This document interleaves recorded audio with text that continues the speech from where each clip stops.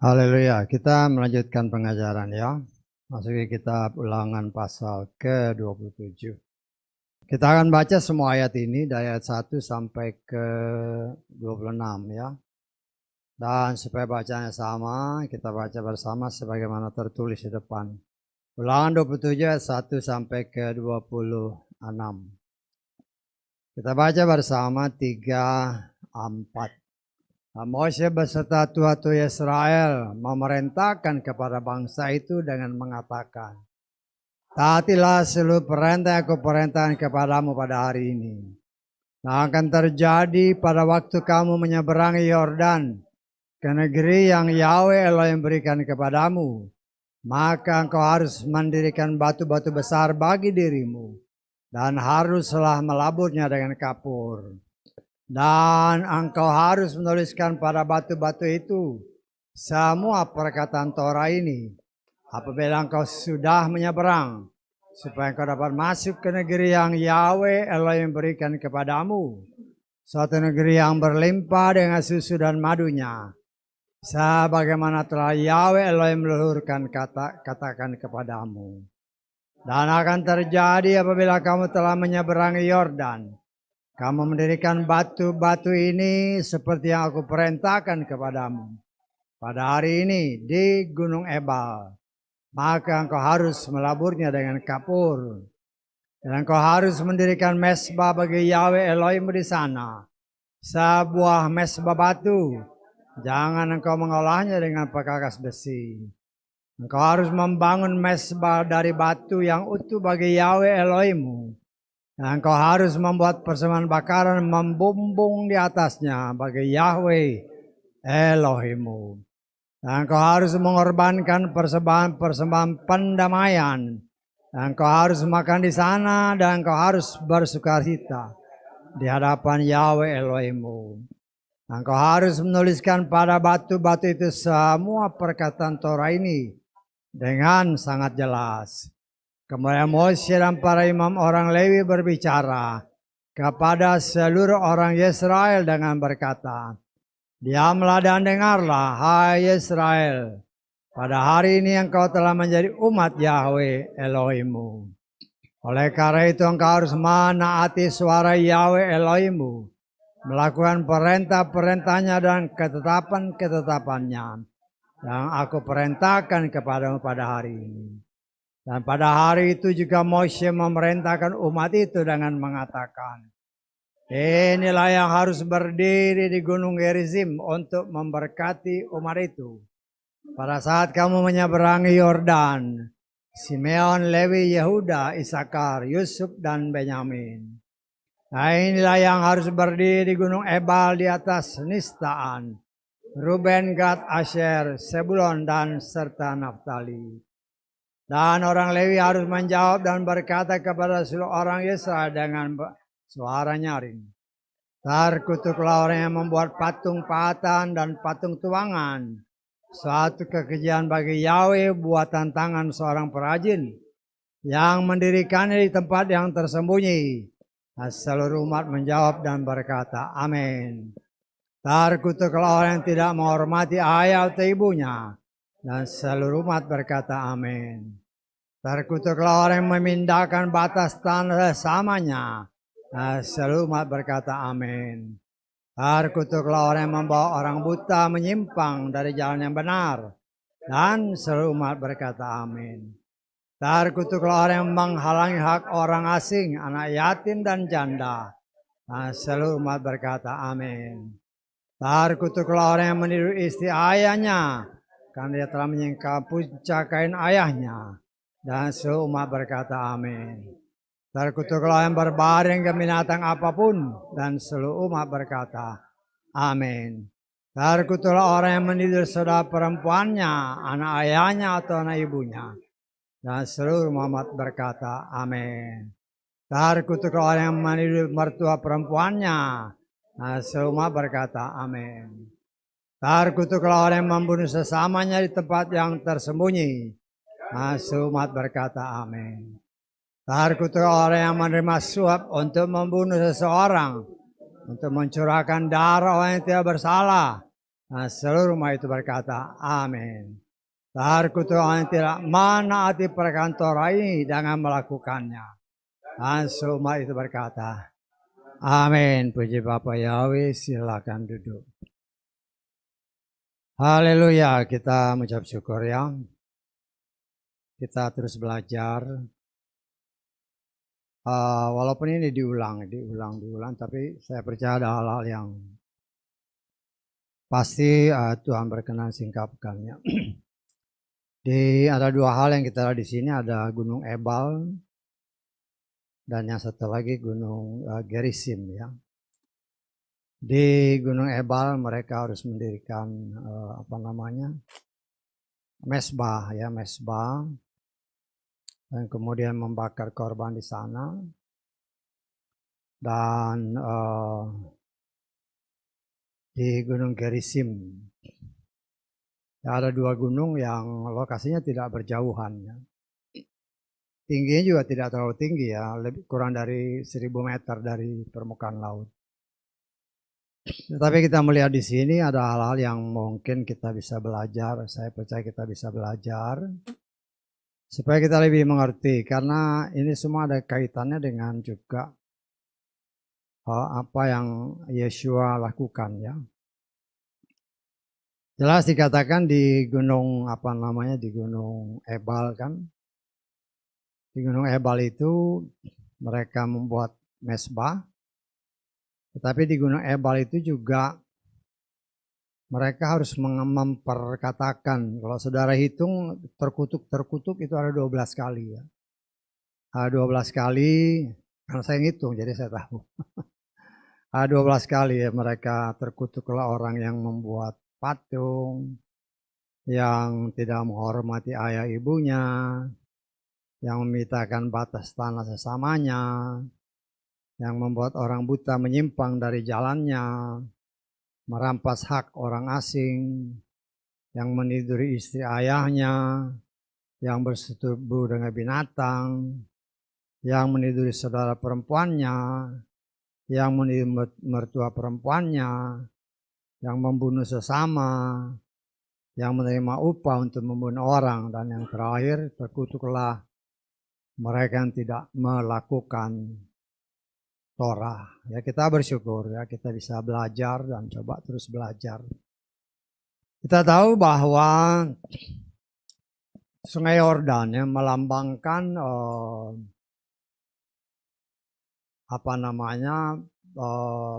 pembaharuan hidup ya, pembaharuan hidup dalam arti kata bangsa Israel yang keluar dari tanah Mesir. Mereka berdasarkan kitab Korintus dikatakan bahwa mereka menyeberangi lautan sebagai suatu gambaran bahwa mereka dibaptis ya. Kita baca aja lah ya. 1 Korintus pasal ke berapa? 10. Ayat ke, kita boleh baca ayat 1 lah ya. 1 dan 2 aja.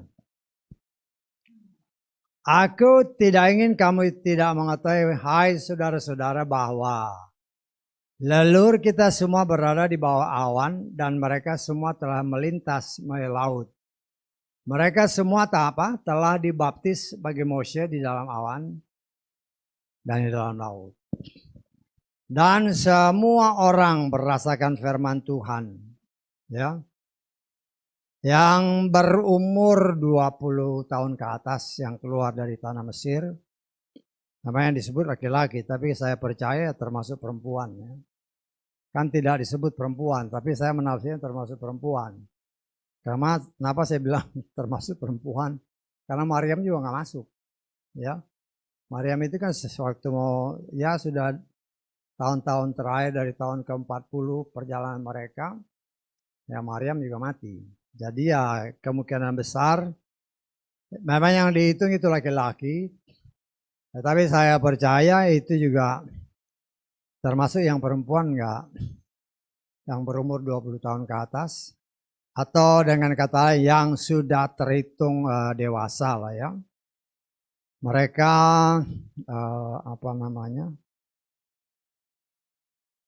tidak masuk ke tanah Kanaan. Nah, jumlahnya kan cukup besar, 603.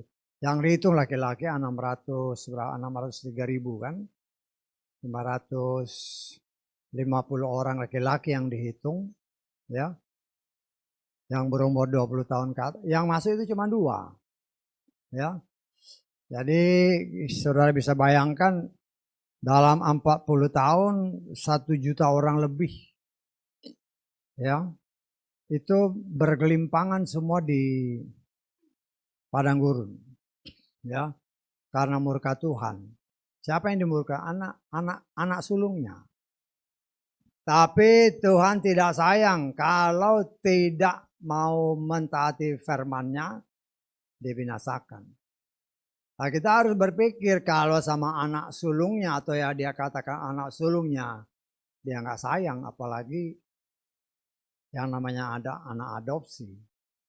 Kita ini hanya dientenkan, hanya ditempel di pokok zaitun yang murni, ya. Karena itu ya kita harus sangat berhati-hati. Kita melihat di sini berdasarkan ini tadi, mereka yang sekitar 600, ya kalau mungkin diperkirakan semua yang keluar dari tanah Mesir itu ya kalau kita kalikan, karena yang dihitung cuma laki-laki yang umur 20 ke atas, sekitar 603.550 orang. Nah, kalau kita kalikan 3, artinya perempuan masuk situ, juga anak-anak yang di bawah umur 20 ya mungkin sekitar 2, bahkan mungkin 3 juta orang. Ya, 2-3 juta orang berjalan dari tanah Mesir menuju ke tanah Kanaan. Ya, kita bayangkan ya, mereka kan jalan tuh siang dan malam. Nah, firman Tuhan berkata pada siang hari ada tiang awan supaya enggak kepanasan, dan malam hari ada tiang api supaya tidak kegelapan. Artinya suasananya boleh kita tafsirkan tetap aja, ya. Tetapi kalau seandainya 2 juta orang, 3 juta orang berjalan, bagaimana ketinggian tiang awannya sama tiang apinya? Ya, nggak mungkin 10 meter, 20 meter. Nggak mungkin setinggi Monas, mungkin lebih tinggi. Ya, tiang apinya. Karena dia kan harus menerangi sekian juta orang. Tetapi Tuhan berkuasa untuk melakukan semua itu, memperlihatkan betapa cinta kasihnya kepada anak sulungnya. Ya, walaupun dalam kenyataan, ya walaupun disebut anak sulung, mereka yang mendapatkan firman Tuhan, mendapatkan aturan perintah yang langsung dikopi dari sorga, ternyata mereka juga memberontak. Ya akhirnya ya kita melihat cara Tuhan menghajar anak sulungnya ini. Ya. Dan setelah 40 tahun, sebelum mereka memasuki tanah perjanjian, ya ayat yang tadi kita baca itu kan, ya kita bisa tafsirkan pada tahun yang ke-40. Karena Moshe berkata, nanti kalau kamu sudah menyeberangi Yordan, artinya dia sudah tahu dia tidak boleh masuk. Karena itu dia berpesan kepada bangsa Israel, nanti kalau kamu masuk ke sungai menyeberangi sungai Yordan, nah ini yang harus kamu lakukan. Ya, sungai Yordan ya kalau kita boleh katakan sebelum memasuki tanah perjanjian. Ya, nah Tuhan kan membersihkan mereka kembali. Ya, kita lihat ya ketika nanti kalau kita belajar kitab Yosua, mereka yang dilahirkan di padang gurun, ya kita tafsirkan ya karena jumlahnya nantinya kesekitarnya sama. Ya laki-laki yang dihitung pada perhitungan kedua. Perhitungan pertama kan 603.550 orang. Tetapi pada sebelum memasuki tanah perjanjian, dihitung lagi perhitungan yang kedua. Jumlah mereka ya mirip-mirip, 601.000 ya. 601.000 jumlahnya, 601.730 orang kalau nanti saudara baca dan kita bilangan 26 ya. Artinya ya jumlahnya kira-kira sama, 600-an ribu. Laki-laki yang dihitung yang berumur 20 tahun ke atas. Ya. Kemudian mereka ini ya sebagian besar kan dari 603.550 yang hidup atau yang boleh masuk kan cuma 2 orang.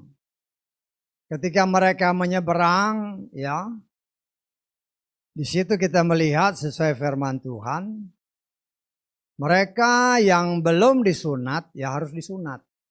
Ya. Kita melihat di sini ya sebagai sebagai ya kalau kita katakan sebagai suatu syarat di mana berdasarkan firman Tuhan ya. Mereka yang lahir sepanjang kan 40 tahun itu mereka jalan-jalan. Jadi selama 40 tahun itu lahirlah sekian dengan jumlah yang hampir sama ya sekitar 3 juta orang juga lah. Ya. Atau paling sedikit sepertiganya karena yang dihitung itu kan yang laki-laki yang umur 20 tahun ke atas. 603 menjadi 601. Ini yang 601.000 ini belum ada satupun yang disunat. Sehingga mereka setelah menyeberangi Sungai Yordan ya. Setelah mereka menyeberangi Sungai Yordan, maka mereka yang belum disunat ini harus disunat, ya harus disunat. Kita lihat Yosua pasal 5 ayat ke-9. Ayat kedua. Pada waktu itu Yahweh berfirman kepada Yosua, buatlah bagimu pisau dari batu api dan sunatlah kembali anak-anak lelaki Yesrael kedua kalinya. Nah, jangan sampai salah ya, kedua kali maksudnya yang belum disunat ya. Lalu Yosua membuat baginya pisau-pisau dari batu api dan menyunat Bani Israel pada ujung kulupnya. Inilah sebabnya Yosua menyunat semua orang yang telah keluar dari Mesir, yang laki-laki.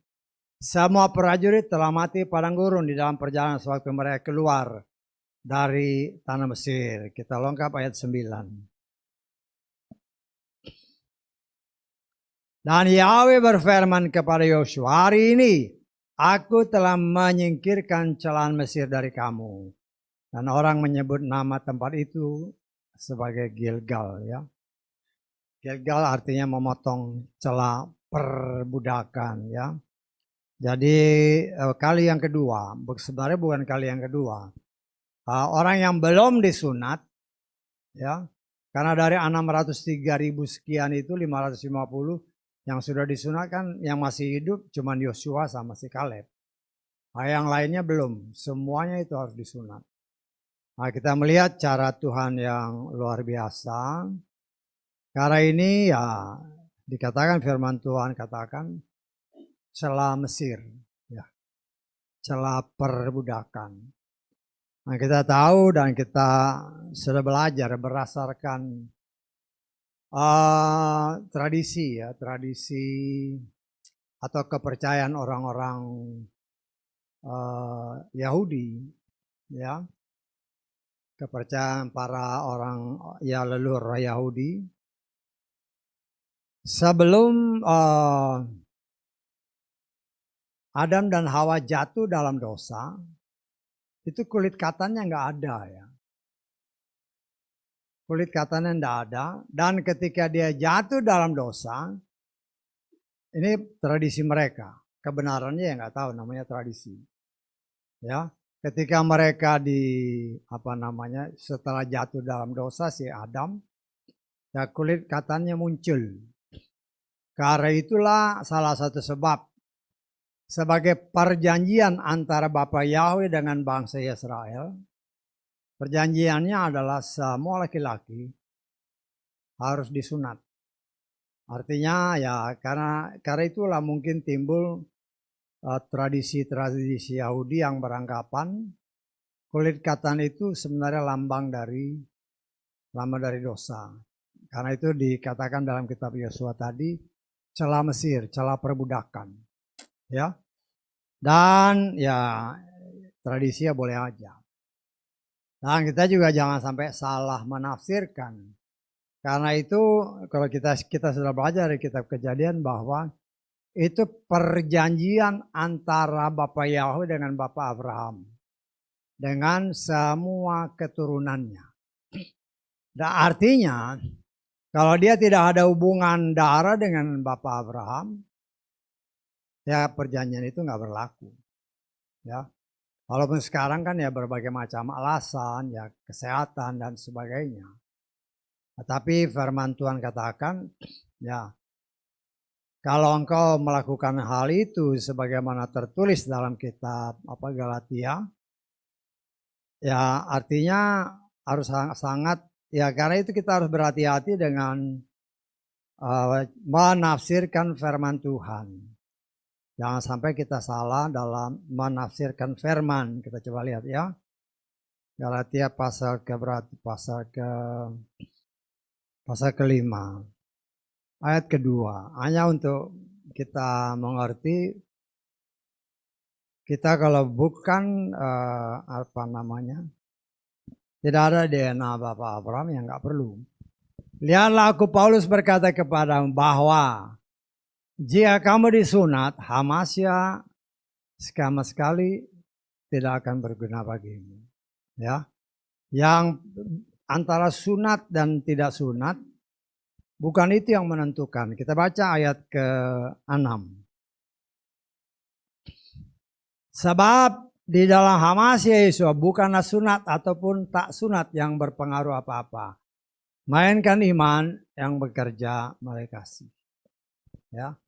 Jadi ya kita harus belajar mengerti dan itulah yang memang diajarkan oleh Torah dan Torah ya Yesua sudah menggenapkan ya karena nanti kalau kita belajar di dalam ayat terakhir itu ya dikatakan dalam Ulangan 26 tadi Ulangan 27 ayat 26 terkutuklah orang yang tidak mendapati perkataan Torahnya dengan melakukannya.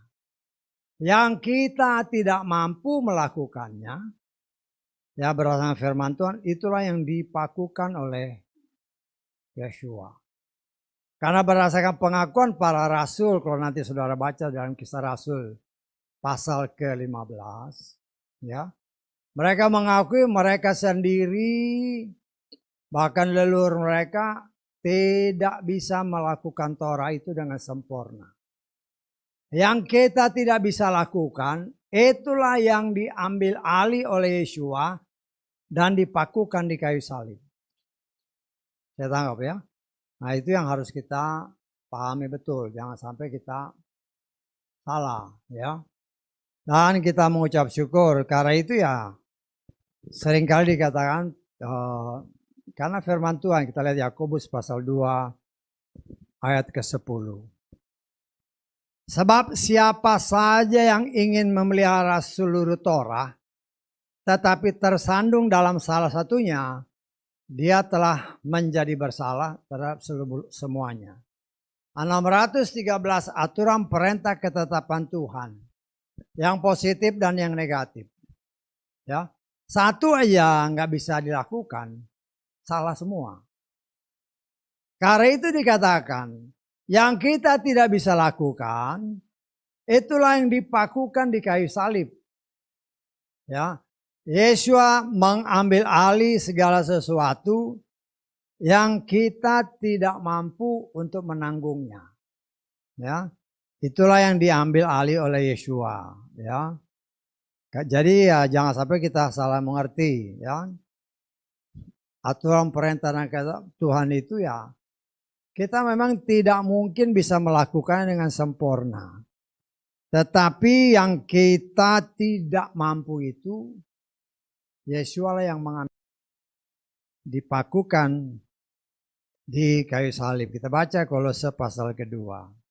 Kita baca mulai ayat 11 lah ya, 11 sampai ke 15. Di dalam Dia, dalam Yesua maksudnya, kamu telah disunat dengan sunat yang tidak dilakukan oleh tangan, tetapi dengan penanggalan tubuh dosa secara lahiriah oleh sunat Hamasya. Perhatikan, dengan dikuburkan bersama Dia dalam baptisan, bersama Dia pula kamu telah dibangkitkan oleh iman daya kerja Elohim yang membangkitkan Dia dari antara yang mati. Kamu yang mati dalam kesalahan dan dalam ketidakbersunan dagingmu telah dihidupkan bersama dengannya. Dengan apa? Mengampunkan seluruh pelanggaran itu kepadamu. Sesudah menghapuskan dari dalam diri kita catatan utang dalam ketentuan yang berlawanan dengan kita. Dan Dia sudah menyingkirkan dari antara kita dengan apa? Memakukannya pada kayu salib. Ya.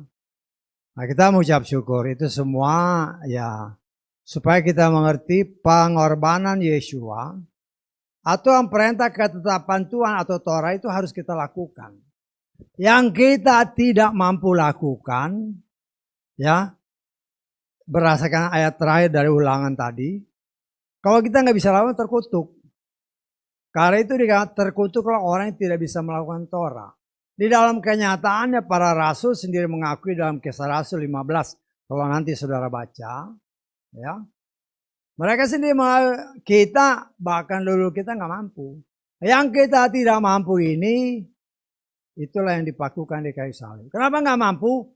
Lu 613. Satu aja nggak bisa. Gagal semua. Saya tangkap. Karena itu ya kita belajar dengan pertolongan Roh Kudus kita berusaha melakukan sesempurna yang bisa kita lakukan.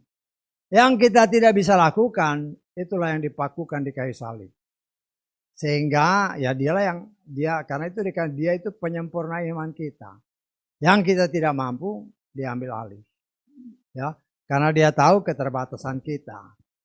Nah, saudaraku yang dikasihi oleh Bapa Yahweh, ya, dikatakan oleh firman Tuhan nanti setelah mereka keluar dari atau masuk ke tanah perjanjian berdasarkan firman Tuhan, ketika mereka nanti menyeberang, setelah menyeberang, kalau nanti saudara baca kembali di rumah ayat-ayat yang tadi kita baca, ya mereka harus dikatakan oleh firman Tuhan menyusun batu-batu yang besar-besar. Ya. Biasanya batunya ya 12 biji. 12 kenapa? Satu suku, satu batu. Ya. Kemudian berdasarkan firman Tuhan ini ya dikasih kapur ya. Kalau saudara baca tentang Ebal sama Gunung Gerizim ini, ya kan di sini dibilang pakai kapur. Dari mana kapurnya? Ternyata itu gunung kapur ya. Gunung kapur jadi ya dengan cara mereka ya batu-batu yang sudah disusun itu dilabur dengan kapur. Kemudian ditulislah apa yang Tuhan perintahkan. Saya percaya 10 perintah yang Tuhan berikan itu ditulis. Ya, supaya ketika mereka memasuki tanah perjanjian, ya, itu menjadi dasar kehidupan mereka ketika mereka menjalani kehidupan di tanah perjanjian. Ya, nah, kita melihat ya itu cara Tuhan. Nah, mereka dikatakan oleh firman Tuhan. Di Gunung Ebal ini mereka juga harus mendirikan mesbah ya. Mesbah dan itu harus terbuat dari batu yang tidak boleh dikerjakan pakai pahat-pahat. Dan itu dilakukan juga oleh para raja Israel ya. Ketika mereka membuat membangun bait suci ya. Mereka membangun, kita lihat 1 Raja-Raja 6. 1 Raja-Raja 6 ayat ke-7. Bait itu ketika dibangun dengan batu-batu yang telah diolah yang telah disiapkan sebelumnya, sehingga tidak terdengar bait itu bunyi palu atau kapak atau suatu perkakas besi selama pembangunan bait itu. Artinya, kalau nanti mereka membangun bait yang ketiga, mereka harus ikut ini. Dengan kata lain, pasti sistemnya knockdown. Sistem knockdown. Ya, karena nggak boleh ada kerjaan apapun, nggak boleh terdengar suara bising, ya. Tapi dengan teknologi yang ada sekarang, hal itu sangat memungkinkan. Ya, sangat memungkinkan. Ya, waktunya kapan ya kita tidak tahu. Tetapi ya seperti yang pernah ya, saya nafsir-nafsir aja kan. Nafsir-nafsir kan boleh, ya. Penafsiran itu bisa benar, bisa enggak. Tetapi penafsiran itu ya harus kira-kira juga harus benar-benar sesuai firman. Pertanyaan yang menjadi pertanyaan kan seperti kitab Sakaria menyatakan, dan kitab Tesalonika juga menyatakan bahwa bangsa ini akan diserbu. Oleh siapa? Oleh seluruh dunia. Yang menjadi pertanyaan, apa penyebabnya? Bisa tanggap? Apa penyebabnya? Kan harus ada satu penyebab yang membuat semua bangsa marah. Ya. Dan dikatakan di dalam kitab Tesalonika bahwa ketika dia nyerbu, ya saya percaya ketika bangsa-bangsa ini menyerbu, si anti Hamasya itu kan si jelek ini ya mungkin si 66 ini kan, dia kan bertahta di mana di Bait Suci. Lah itu kan sebagai tanda-tanda yang juga harus menjadi pertimbangan kita, kira-kira apa sih yang mengakibatkan bangsa ini diserbu. Ya saya pernah katakan ya. Kita lihat lagi ya. Kita baca 2 Tesalonika pasal kedua. Kita baca ayat 1 lah. Kami meminta kamu saudara-saudara, perhatikan ini. Sehubungan dengan kedatangan Tuhan kita Yeshua. Ya, jadi perhatikan kata-katanya, sehubungan dia datang. Ya, hal ini harus terjadi. Dan berkumpulnya kita bersama dia. Nah, ini kan yang kita imani. Supaya kamu tidak cepat digoncangkan oleh pikiran. Tidak pula ditakutkan baik oleh roh ataupun oleh perkataan ataupun oleh surat yang seakan-akan melalui kami bahwa seolah-olah hari Hamasya telah tiba. Perhatikan, biarlah tidak seorang pun menyesatkan kamu dengan cara apapun kecuali, nah ini, bahwa pertama-tama kemurtatan itu datang dan manusia pendosa, yaitu anak kebinasaan itu disingkirkan. Siapa? Dia yang menentang dan meninggikan diri atas segala sesuatu yang disebut ilah atau sesuatu yang disembah, sehingga dia duduk sebagai ilah di tempat kudus sambil memamerkan dirinya bahwa dia adalah Elohim. Kita bisa nafsirkan di tempat kudus pasti bait suci. Bisa tanggap. Tapi bait sucinya belum ada sampai sekarang. Karena itu saya menafsirkan. Ya, karena kita menafsirkan yang pernah kita dengar ya tafsiran bahwa waktunya sudah sangat dekat. Kedatangan Tuhan ada hubungan dengan pembangunan bait suci. Karena bait suci ini si jelek ini harus bertahta di sana. Bisa ditanggap. Loh sekarang yang menjadi permasalahan atau yang menjadi pertanyaan besar bagi kita, apa yang menyebabkan kok dia bertahta di situ?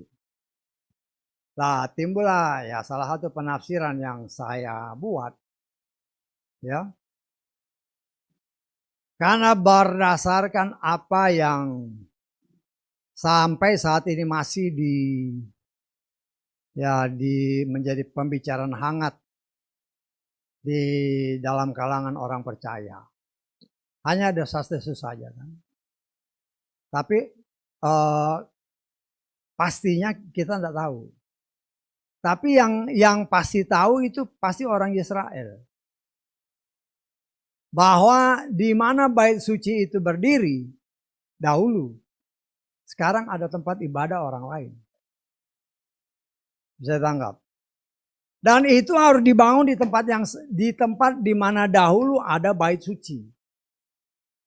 Karena itu saya coba menafsirkan. Pertama, kenapa bangsa Israel diserbu? Seluruh dunia. Berarti dunia marah. Ya. Loh kenapa, apa hubungannya dengan bait suci? Karena itu saya coba menafsirkan. Salah satu kemungkinannya adalah kalau benar di atas landasan atau fondasi bait suci yang dahulu dibangun oleh si Salomo, sekarang berdiri tempat ibadah orang lain secara utuh maupun mungkin cuma separuh. Tetapi untuk mendirikan bait ini, maka yang ada di atas fondasi itu sekarang, itu harus dirobohkan. Ya. Dan berdasarkan kitab satu raja-raja tadi, dia kalau dibangun harus secara knockdown. Loh artinya ketika di atas dasar itu sudah diratakan, mereka membangun bait suci dengan cara knockdown. Genaplah apa yang Yesus katakan dalam Yohanes pasal 2. Robohkan bait suci ini. Dalam 3 hari aku bangun. Ya. Dalam 3 hari aku bangun. Kalau itu kita ambil menjadi sesuatu yang bukan khayalan. Karena orang Yahudi kan bilang. 46 tahun kami bangun ini, engkau mau bangun dalam 3 hari. Bisa aja itu merupakan satu nubuatan Yeshua Mashiach. Ketika nanti dia datang, bait ini harus berdiri dulu. Ya, dan dalam 3 hari, begitu dibangun, terjadilah yang 2 Tesalonika tadi. Si anti-Hamasya dengan bala tentaranya. Yang jumlahnya sekitar berapa? 200 juta orang. Masuk ke tanah perjanjian. Dia mengikrarkan diri. Kan dikatakan firman Tuhan. Bahwa dialah Elohim. Karena kenapa saya tafsirkan gitu? Salah satu kemungkinan besar.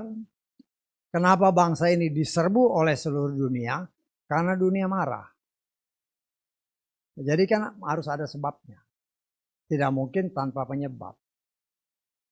Tetapi itu merupakan satu gambaran bagi kita. Bahwa apa yang dikatakan oleh firman Tuhan. Bahwa bait ini memang harus dibangun di tempat yang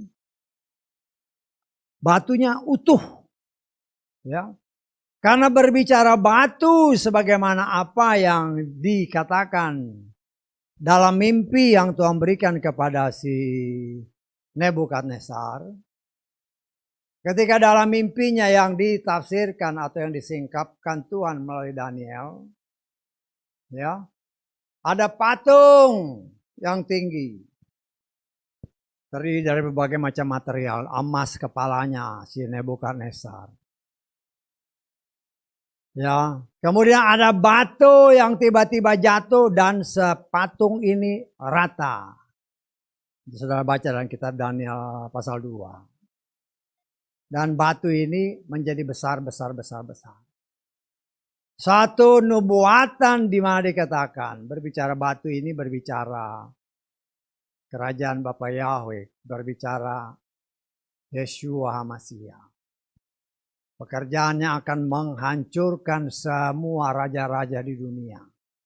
Nah ini berkaitan juga dengan nanti apabila memang terjadi sebagaimana apa yang dikatakan dalam kitab Sakaria. Ya. bangsa ini akan diserbu. Tetapi Tuhan membela umatnya dan membinasakan mereka yang menyerbu tanah suci. Kita mengucap syukur untuk semua itu. Ya. Nah, dikatakan oleh firman Tuhan, ketika bangsa ini mau masuk ke tanah perjanjian, ya, mereka harus dimurnikan kembali. Yang angkatan pertama masuk ke dalam laut, dibaptis, dibersihkan. Ya. Kemudian ketika angkatan yang kedua, ya, yang dapat dikatakan ya belum dibaptis, sebelum masuk ke tanah perjanjian, Sungai Yordan melambangkan pembaptisan. Sunat melambangkan celah Mesir, celah perbudakan, yang harus ditanggalkan, kemudian mereka menjadi manusia ciptaan yang baru ketika mereka memasuki tanah perjanjian. Dengan catatan, ya kan, dengan catatan. Ya. Ketika mereka masuk harus ada suatu ketetapan bahwa Tuhan menyatakan ini perjanjian ini yang ditulis di batu-batu yang mereka susun menjadi suatu pegangan hidup mereka di dalam menjalani kehidupan yang baru di tanah perjanjian. Walaupun dalam kenyataannya mereka melenceng, bahkan mereka menyembah kepada berhala. Dan kita melihat cara Tuhan yang luar biasa yang terus kita pelajari. Karena pemberontakan terhadap firman Tuhan, terhadap aturan perintah dan ketetapan Tuhan. Walaupun dikatakan anak sulung, tetapi karena melawan firman, mereka diporak-porandakan. Ya, diporak-porandakan dengan cara Tuhan yang luar biasa. Ya, seharusnya kan mereka menerima berkat-berkat. Ya, yang dikatakan di mana di Gunung Gerizim. Gunung Gerizim ini sebagai tempat di mana khususnya orang-orang Samaria beribadah. Kita harus ingat ya, kalau kita lihat ini hubungannya dengan Yohanes pasal 4. Ketika Yeshua bertemu dengan orang Samaria, perempuan Samaria, kita lihat Yohanes pasal 4 ayat ke-7. Datanglah seorang wanita dari Samaria untuk menimba air. Yeshua berkata kepadanya, berilah minum kepadaku. Ya, kita lengkap ayat 11. Wanita itu berkata kepada Tuhan, engkau tidak mempunyai timba dan sumur ini dalam. Lalu dari mana engkau memperoleh air yang hidup? Perhatikan, engkau tidak lebih besar daripada Yakub bapak kami. Dari perkataan ini, ya, dari perkataan orang Samaria ini, kita harus langsung nalar bahwa inilah bagian daripada orang Yahudi, anak-anak Yakub. Loh, kenapa bisa pecah? Samaria dan Yerusalem. Kita sudah belajar karena pemberontakan. Khususnya Salomo.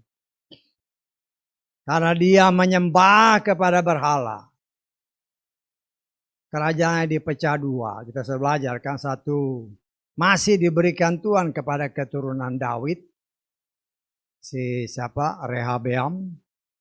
Dan karena pemberontakan ini yang 10 suku diberikan kepada Yerobeam, ya, untuk menjadi raja di kerajaan yang disebut kerajaan Israel. Ya, karena dosa Salomo pecah menjadi dua kerajaan, dua suku menjadi kerajaan Yehuda. Di situ keturunan daripada Yehuda dan banyak ya di situ juga ada orang Lewi dan orang-orang Benyamin. Ya. Kemudian yang 10 suku itu menjadi kerajaan Israel.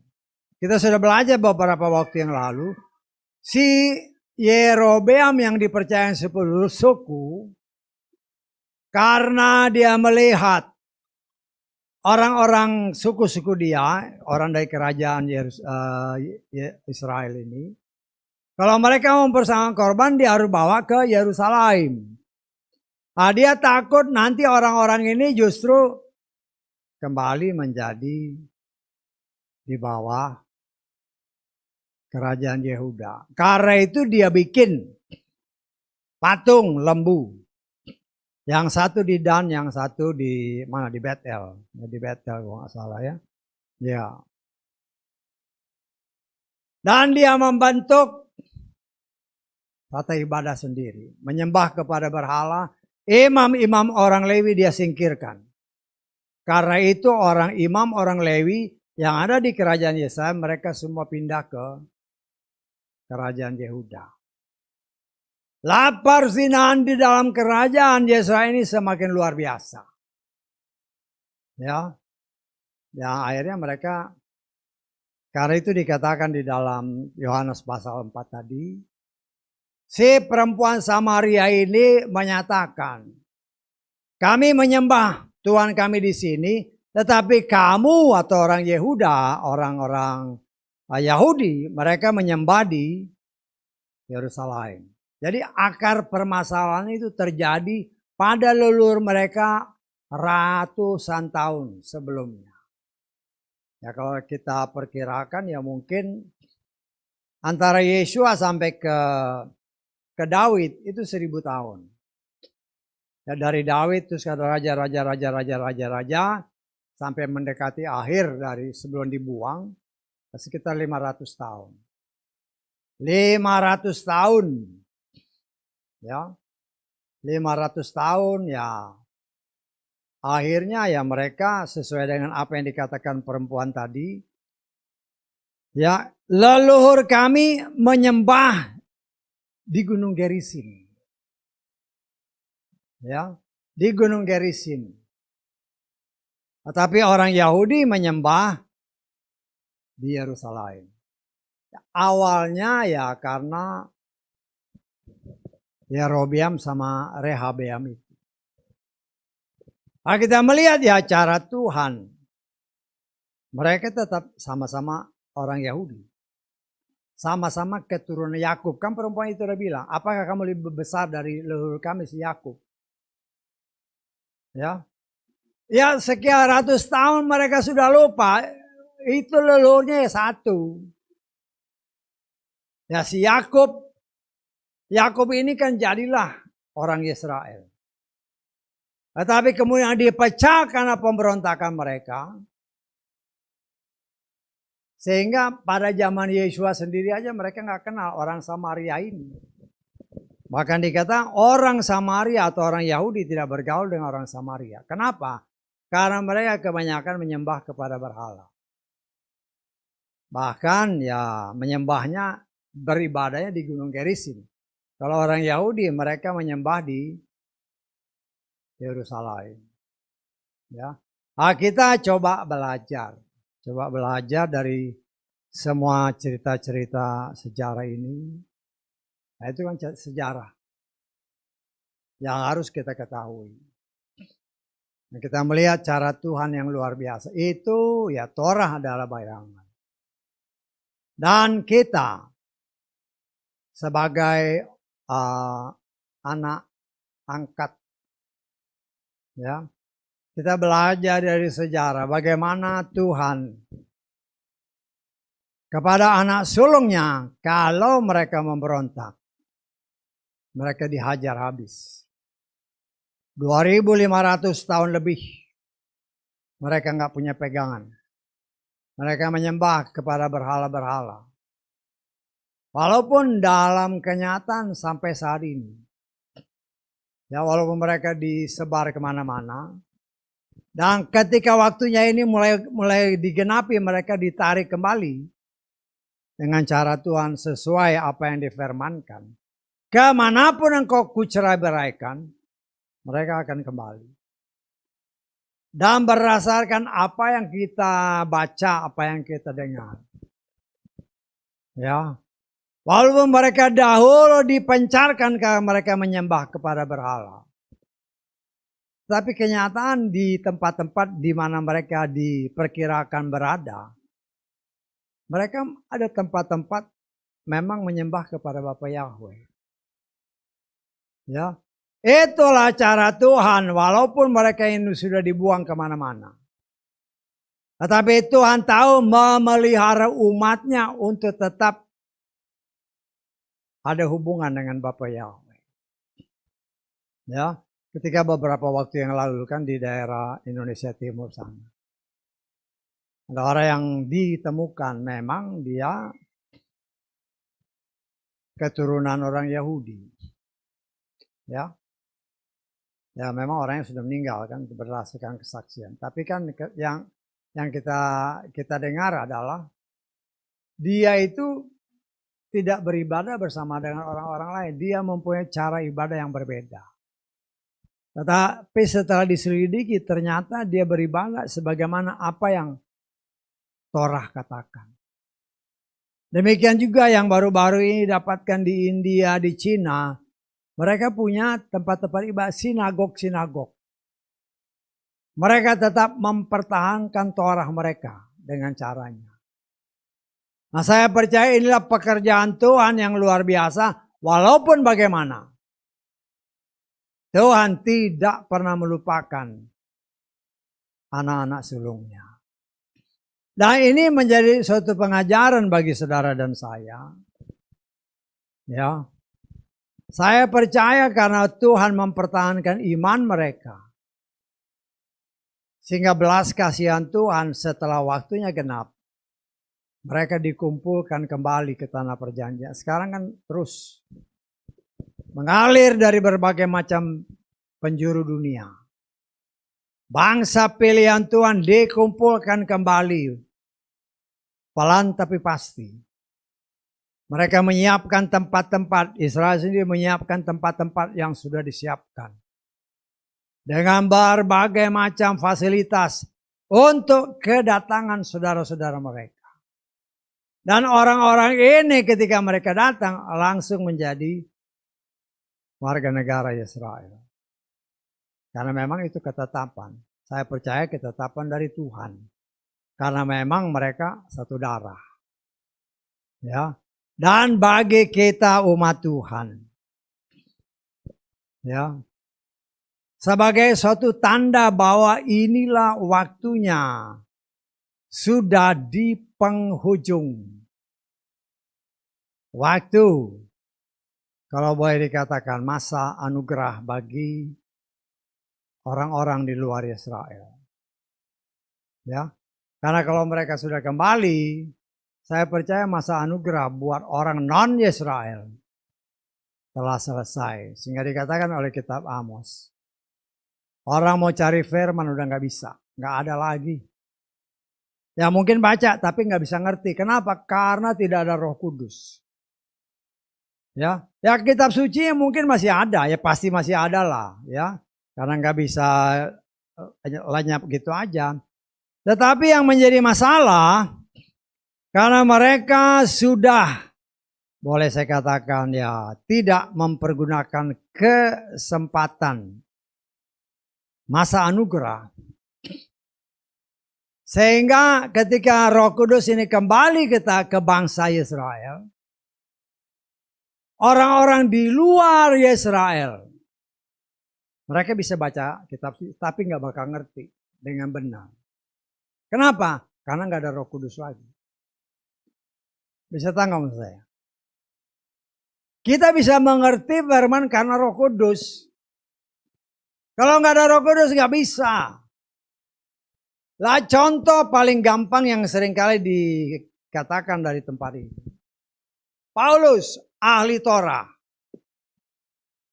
Tapi ketika dia belum dipenuhi Roh Kudus, dia tidak ngerti firman Tuhan. Yang dia ngerti ya letterlock aja, cuman nggak ada pembukaan.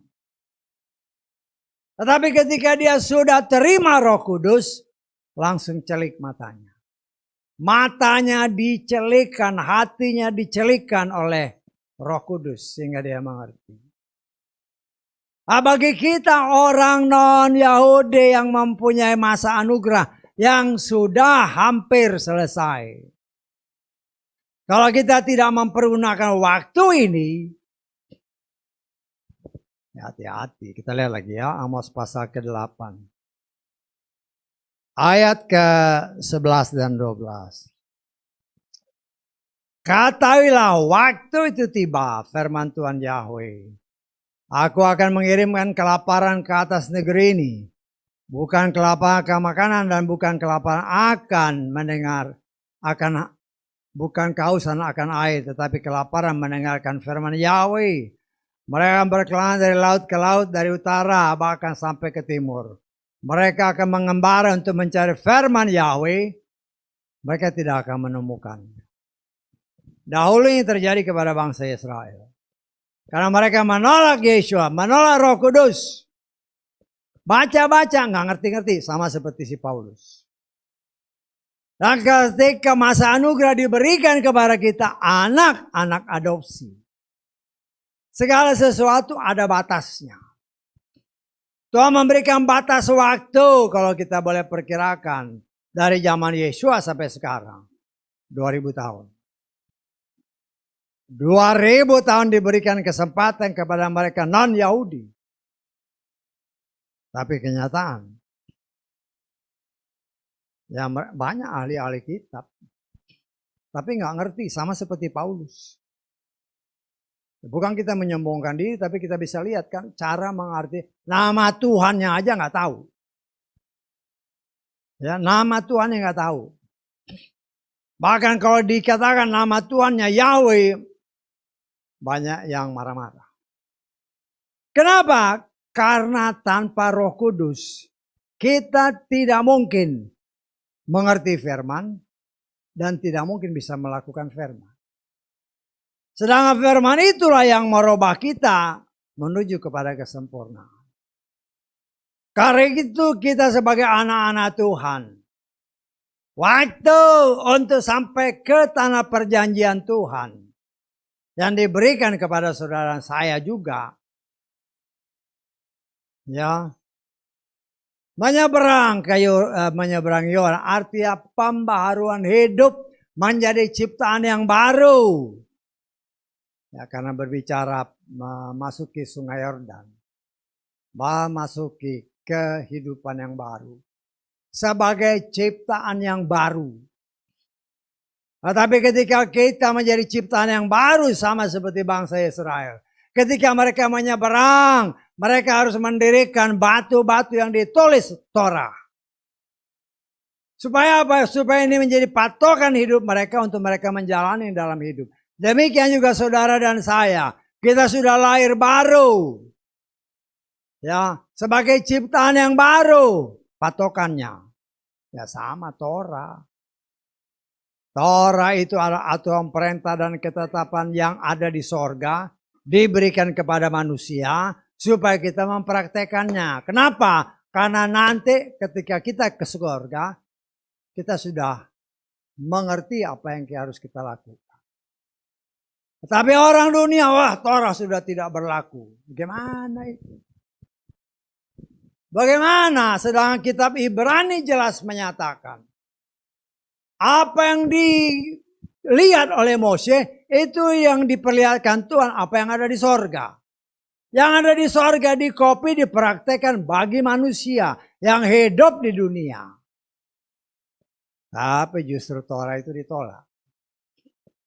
Yang nolak siapa? Ya ahli-ahli kitab.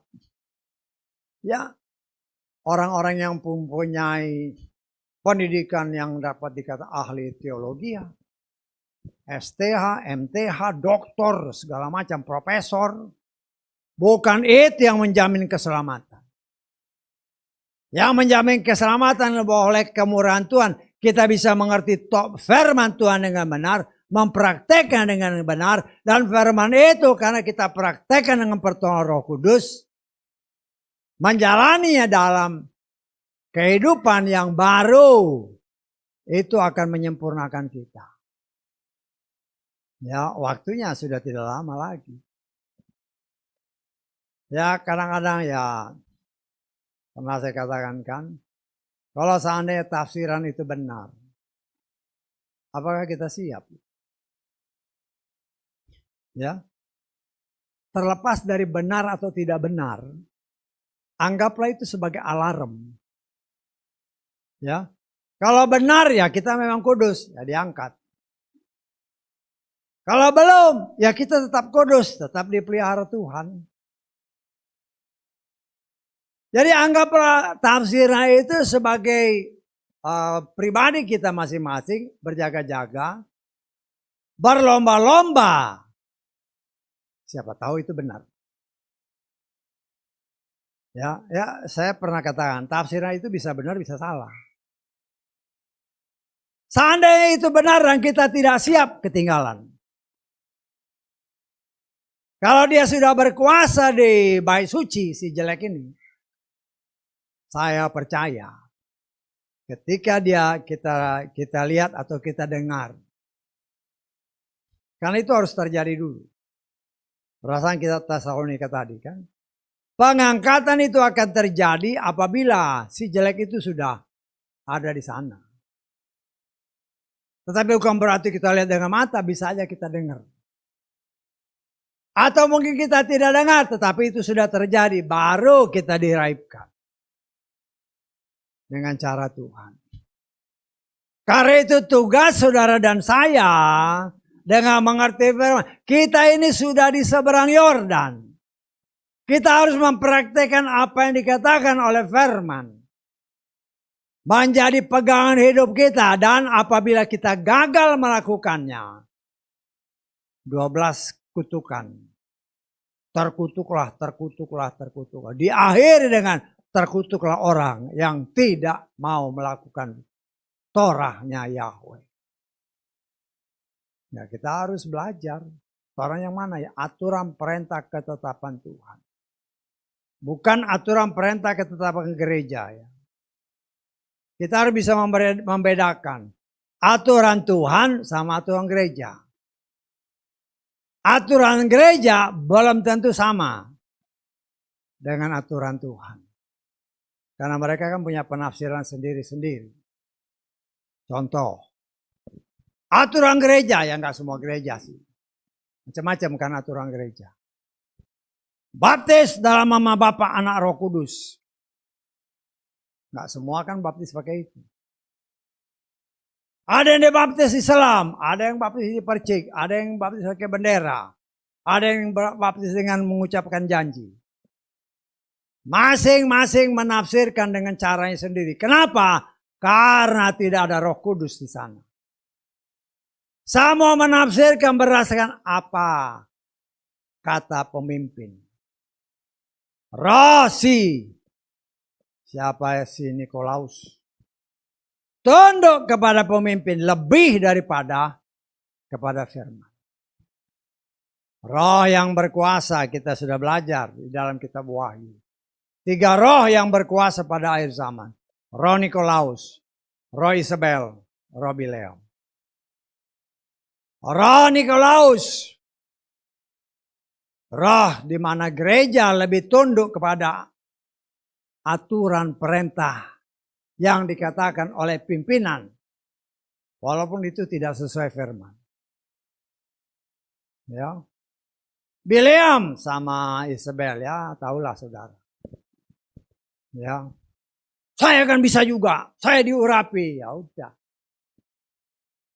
Ya banyak perempuan-perempuan, ya saya nggak melarang perempuan, cuman hati-hati. Ya jangan sampai melanggar apa yang diperintahkan Tuhan. Ada ketetapan yang sudah diatur begini, ditetapkan begini, jangan kau langgar. Yang mana? Ya baca firman Tuhan yang benar. Ada ketetapan ibadah, ada aturannya. Jangan kau langgar. Ya, Roh Bileam kan. Ada uang aku layani, nggak ada uang yang nggak dilayani. Dan itu terjadi. Ya, bahkan ya di Indonesia ini kan banyak. Mereka menamakan diri pelayan-pelayan Tuhan ya pelayan-pelayan mamon yang dia cari uang. Nah itu memang suatu kenyataan yang tidak bisa ditutupi. Hanya sayangnya jemaat ngikut aja. Ya, emang nggak jadi masalah mau ngasih, ya nggak jadi masalah sih ngasih uang. Tapi ya lihat dulu siapa yang dikasih dan apa yang dikasih. Jangan sampai kita ketipu. Ya, karena roh-roh seperti ini sekarang sedang berkuasa. Ya, banyak juga pendeta-pendeta yang menipu jemaatnya. Sayangnya jemaat ya dengan berbagai macam alasan tidak ngecek dulu apa yang dikatakan itu benar apa salah. Yang dikatakan itu yang diajarkan itu sesuai firman apa enggak. Kita memasuki tanah perjanjian itu ada dasarnya. Aturan, perintah, ketetapan Tuhan itu harus menjadi landasan hidup kita di tempat di mana kita telah menjadi ciptaan yang baru. Ya, kita memang masih hidup di dunia ini, tetapi jangan semua tawaran dunia. Apabila kita sudah tahu itu tidak sesuai firman, tetap kita ikuti, hati-hati. Ya, kita harus mengikuti apa yang Tuhan perintahkan. Ya, bukan yang kata orang. Nah, kita berhati-hati. Hati-hati bagaimana, maksudnya hati-hati ya macam-macam kan. Karena banyak orang sekarang kan berbagai macam tipu daya. Kalau kita nggak hati-hati ya salah sendiri. Karena itu kita sebagai anak-anak Tuhan, ya. Tuhan mau saudara dan saya mengikuti aturan perintah ketetapan yang Tuhan sudah berikan melalui bangsa Israel. Nah, kita harus teliti benar-benar karena itu kan 3.500 tahun yang lalu dengan berbagai macam terjemahan-terjemahan. Kemungkinan ada terjemahan-terjemahan yang tidak pas juga bisa terjadi. Tetapi dengan pertolongan Roh Kudus, selama Roh Kudus itu masih ada bagi kita dalam masa anugerah, maka kita akan dibimbingnya. Tetapi kalau masa anugerah itu sudah lewat, hati-hati. Nah, inilah kesempatan bagi kita yang ada di sini, engkau yang di luar sana. Ya, untuk kita memasuki tanah perjanjian, kita harus lahir baru. Jadi ciptaan yang baru. Celah Mesir, celah dunia. Kehidupan dosa harus ditanggalkan. Menjadi ciptaan yang baru yang dipimpin oleh Roh Kudus. Membiarkan hidup kita benar-benar berjalan di dalam firman. Karena itulah yang menentukan apakah kita akan selamat atau tidak. Nah, kitab Roma pasal 8 jelas menyatakan ayat 1. Kalau kita hidup di dalam firman, kita tidak akan dihukum. Tetapi kalau kita tidak hidup di dalam firman, maka firman itu yang akan menghukum kita. Karena itu saudaraku yang dikasih oleh Bapak ya, kita terus saling mengoreksi diri pribadi ya terutama. Apakah aku sudah hidup berjalan di dalam jalannya Tuhan? Karena keselamatan itu urusan pribadi. Tiap hari kita koreksi diri. Apakah aku sudah benar? Apa masih ada yang belum benar? Kalau Roh Kudus ingatkan masih ada yang belum benar, perbaiki. Dengan pertolongan Roh Kudus karena dia mau saudara dan saya sempurna. Dan dia akan memampukan kita untuk menjadi sempurna asal kita mau. Ya.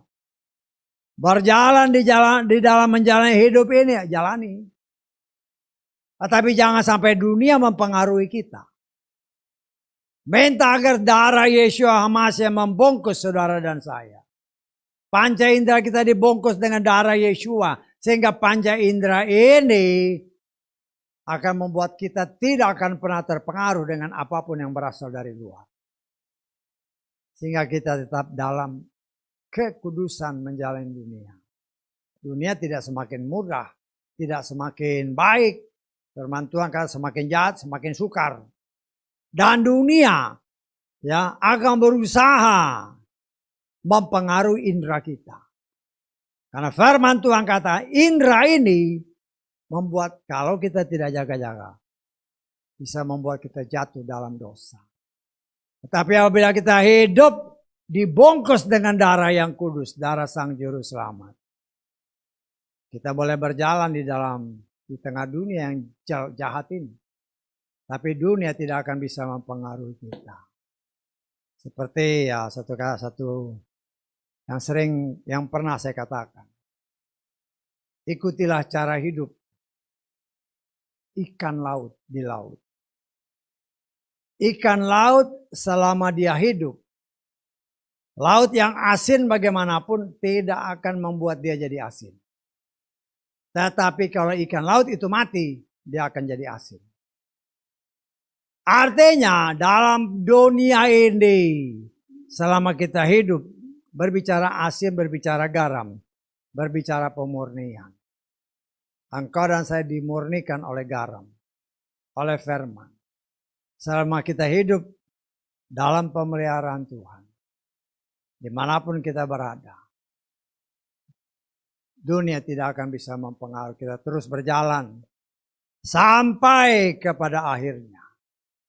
Sehingga dikatakan oleh firman Tuhan, ya, setialah sampai akhir. Ya, dalam satu ayat terakhir ini kita baca.